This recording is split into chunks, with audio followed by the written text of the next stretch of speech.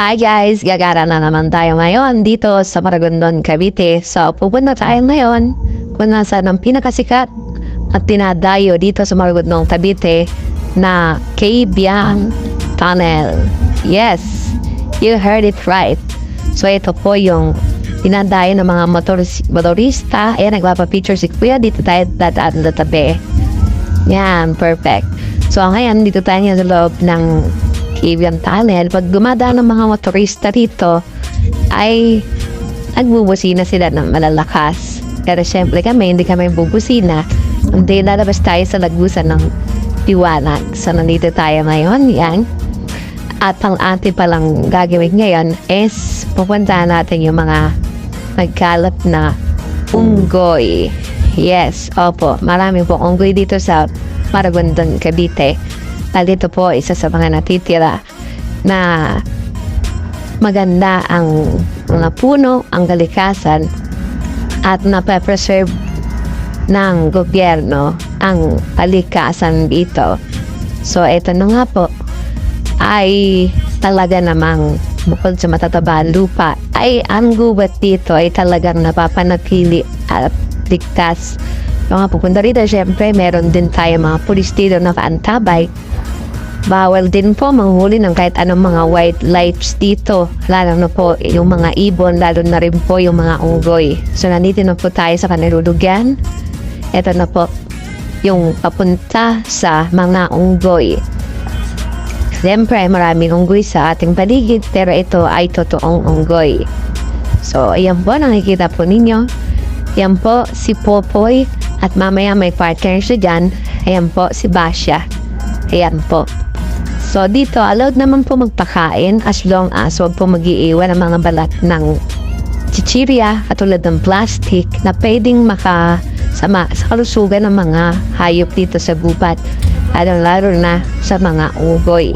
So, ayan, sinala muna natin kasi ang mga unggoy dito ay madalas ay nang aagaw ng susi ng motor, susi ng sasakyan at salamin. Minsan, tinatakbo din nila.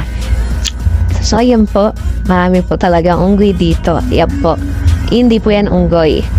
So, yan po. Kita po ninyo, ano? Mga unggoy po nagkalat kasi ho, naghahanap sila ng pagkain. So, ayan po. Medyo wild din sila. Hindi rin advisable na masyadong lumapit. Siguro, bigyan ng food, okay lang. Pero, I encourage you po na huwag masyadong nalapit dahil pwede ho silang makapanakit due to their territorial instinct, di ba? Ito po, dito na po ako ng tinapay. Mapalaman, Mount Philippines dyan. Padala kayo ng mamon sa akin. Minigay ko yung mamon ko dito kay Popoy the Monkey. So, ayan po. Nibigyan po natin ng kabraso tinapay. Yan po. Hindi po sila kumakain ng tig-2 pisang tinapay. Gusto nila medyo mahal. Joke. So, ayan po, nag-aagawa po sila. So, ayan po. Nakakalungkot lamang po dito, guys. Mga kapok. Na dito may nadadaanan din kami rito. Patay na unggoy. Hindi nasagasaan.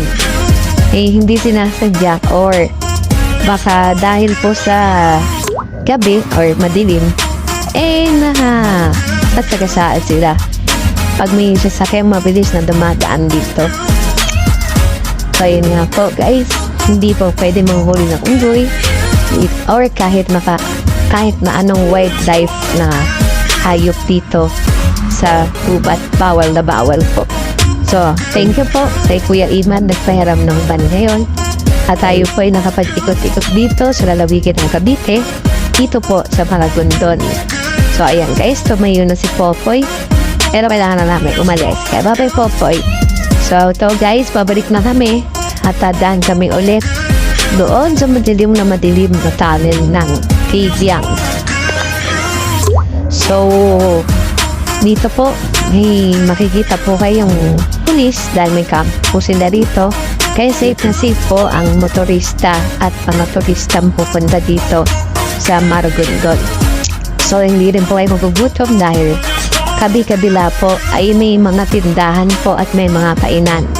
O po sa inyo, namatlaan po natin mga locals dito Dahil ito na lang din po yung kanilang kinabubuhay, supportahan po natin yung mga local products at mga kainan dito sa Maragondon, Cavite. So ito po, babalik na po kami at kami po yung mag-iikot pa sa ilang mga parte dito sa lalawigan ng Cavite. So ito na po ulit ang Kabyang Tan na napakadilim. Sa mga nagpipictures po, ingat-ingat tayo dahil ang mga sasakyan ay dumadaan. Baka tayo po ay masagasaan. So dahan-dahan lamang po. Ito po si JP Nene Joke. Ito po si Pope TV. Hanggang sa muli po. Bye-bye!